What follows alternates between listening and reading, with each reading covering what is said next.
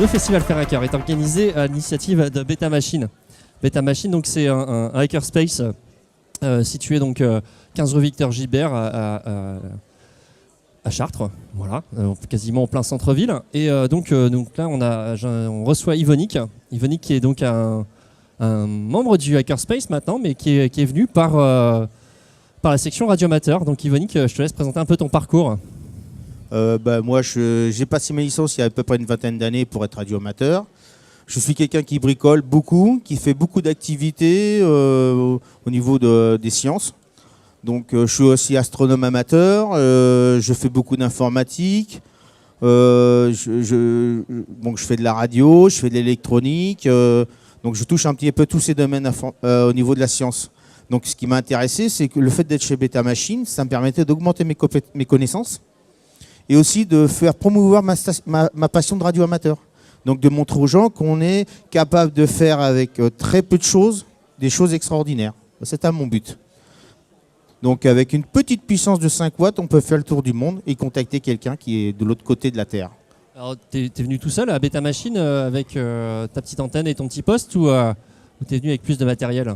Ah non, là cette année on a fait un petit peu plus fort. On a emmené une antenne qui fait 10 mètres de diamètre, qui est à 10 mètres de haut, qu'on appelle une speeder beam. C'est une antenne qui est faite en fibre de verre et avec du fil. Donc, ce qui nous permet donc de diriger l'antenne dans la direction qu'on veut pour contacter des pays dans le monde entier. Donc aujourd'hui, on a fait à peu près, je pense, 20 ou 30 pays. Et l'avantage, c'est qu'on n'utilise que 100 watts d'émission.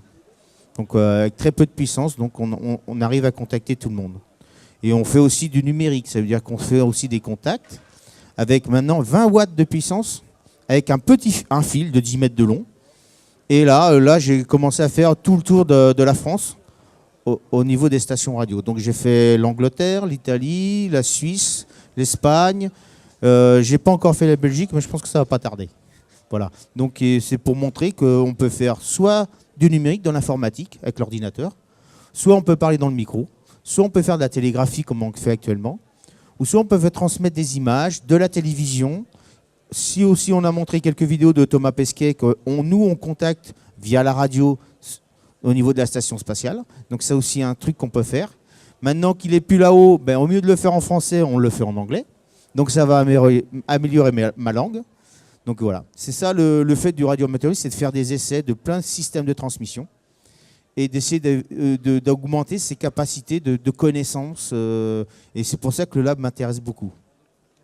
Donc là maintenant vous êtes installé depuis 1 an et demi à Beta Machine. Vous avez donc un espace dédié en fait aux radioamateurs. Oui, alors grâce à Beta Machine, on a pu installer une station radio qu'on a commencé à améliorer. Donc on a mis un pylône, des antennes, on a mis un grand fil pour faire de la radio. Et moi j'essaye d'attirer les gens sur des projets. Là, le projet le plus important que j'ai mis en route, c'est une station météo pour Beta Machine. Donc on a commencé à faire les pièces extérieures en 3D. Nos boîtes, nos récepteurs de composants. Là, j'ai commencé à faire le programme avec un Arduino pour avoir la température, la pression, le taux d'humidité. Là, actuellement, ça fonctionne et puis qu'à le mettre dans la boîte. Et on est en train de travailler avec d'autres makers pour faire la girouette et le système pour mesurer la vitesse du vent. Un coup que ça c'est fini, on ira voir d'autres makers pour nous expliquer comment on fait pour récupérer ces données-là et les mettre sur Internet. Voilà. Donc alors, c'est une station météo électronique. Électronique, ouais, c'est fait qu'avec des composants qu'on trouve sur Internet sans problème, qui sont compatibles avec des Arduino. Donc capteur météo, température. Ouais. Ensuite, humidité. Alors, ils ont un fabricant de composants a sorti un dernier composant il n'y a pas longtemps qui fait tout. Donc on a juste à le prendre, à le brancher, ça fonctionne. Simplement, il faut juste programmer un peu l'Arduino pour que ça fonctionne. Donc le système de direction de la girouette va être fait avec un système Hall. C'est-à-dire que c'est un aimant qui passe devant un capteur et qui me donnera, avec un codage, la direction de ma girouette pour savoir d'où vient le vent. Et pour ce qui est de la vitesse du vent, ça c'est un peu plus compliqué. On est en train de pencher sur le problème pour savoir comment on fait pour mesurer la vitesse du vent et comment on va calibrer l'appareil. Parce que notre problème, c'est pas on va récupérer, oui ok, on peut avoir une mesure, mais on ne sait pas à quelle vitesse va le vent. Donc il faut qu'on calibre l'appareil. Et ça, c'est plus notre petit problème. Voilà. Du coup, ça nécessite des compétences particulières pour revenir chez les radioamateurs à Beta Machine?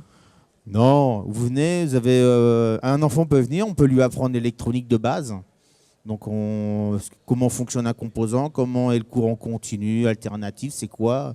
Après, on va apprendre un petit peu à fabriquer une antenne, comment ça fonctionne, à utiliser une station radioamateur, à parler dans le micro.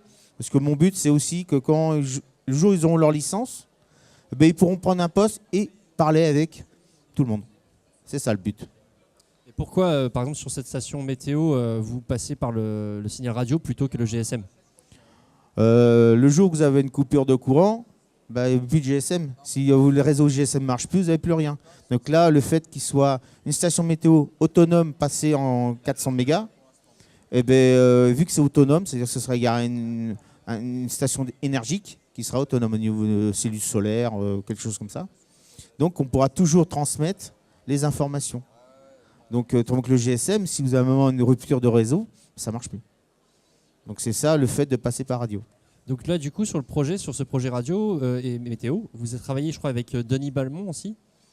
Oui, on en a discuté. Lui, il avait un projet pour faire des micro-stations dans un pays... Le Népal, si je me trompe pas. C'est le Népal, voilà. Le Népal, pour pouvoir récupérer des informations à peu près sur plusieurs points du Népal, pour que les agriculteurs, les paysans de cette région-là, puissent cultiver le bon produit au bon moment.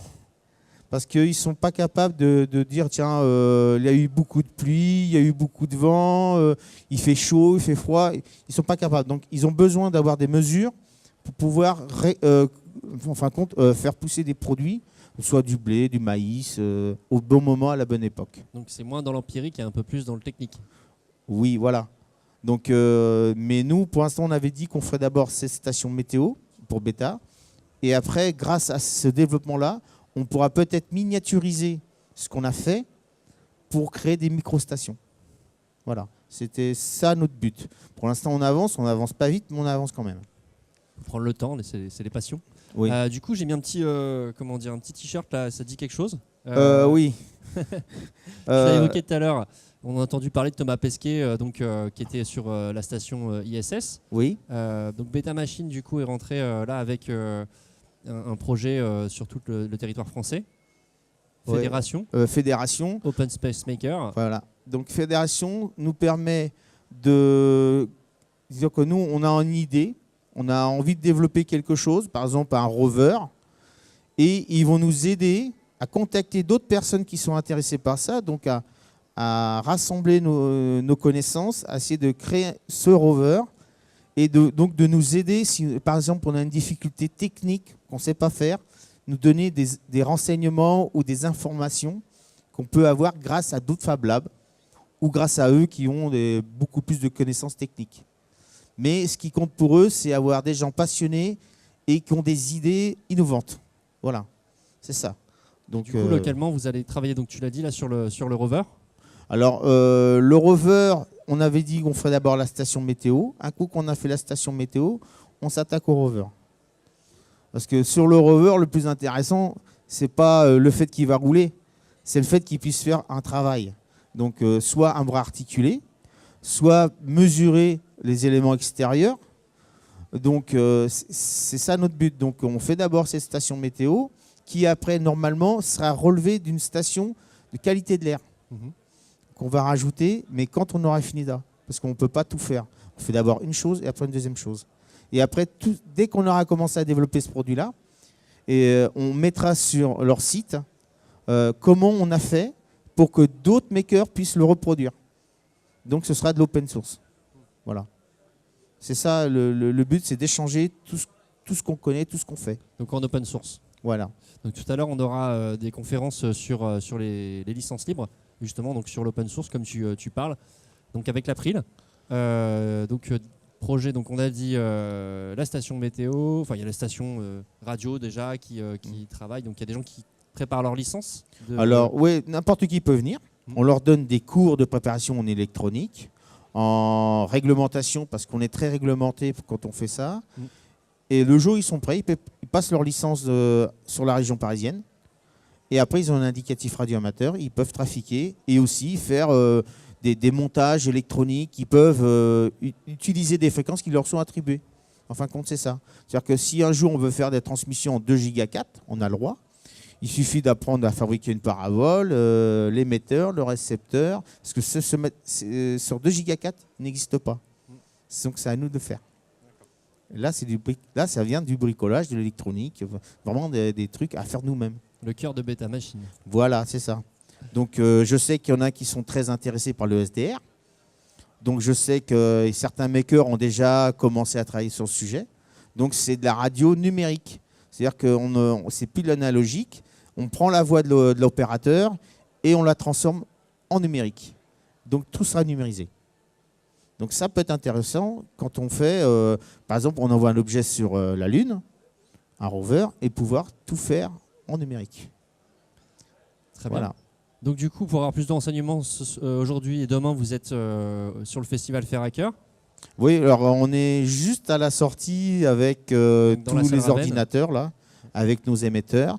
Ils viennent me voir et s'ils veulent des renseignements, je suis là pour ça. Il y a d'autres personnes qui s'occupent de ça aussi. Et on a aussi un module qui c'est l'ADRASEC, qui appartient à la sécurité civile, qui sont là pour suppléer les transmissions de l'État en cas de catastrophe et aussi à aider de retrouver des balises d'avions quand ils sont tombés. Donc des fois on a besoin de nous, donc on est là pour ça. C'est bien tout ça. Donc on peut retrouver vous retrouvez à Beta Machine. Alors on me retrouve à Beta Machine normalement tous les samedis après-midi de 14h à 18h. Pour des ateliers. Voilà. Si quelqu'un a un projet, il m'en parle. Et après je vois ça avec les membres du CA s'ils sont OK pour qu'on lance ce projet. Très bien. Voilà. Je te remercie Yvonique pour cette présentation. Donc c'était la section radio amateur de Beta Machine avec Yvonique. Et merci pour ton intervention. On se retrouve tout à l'heure pour d'autres conférences. OK. Au revoir.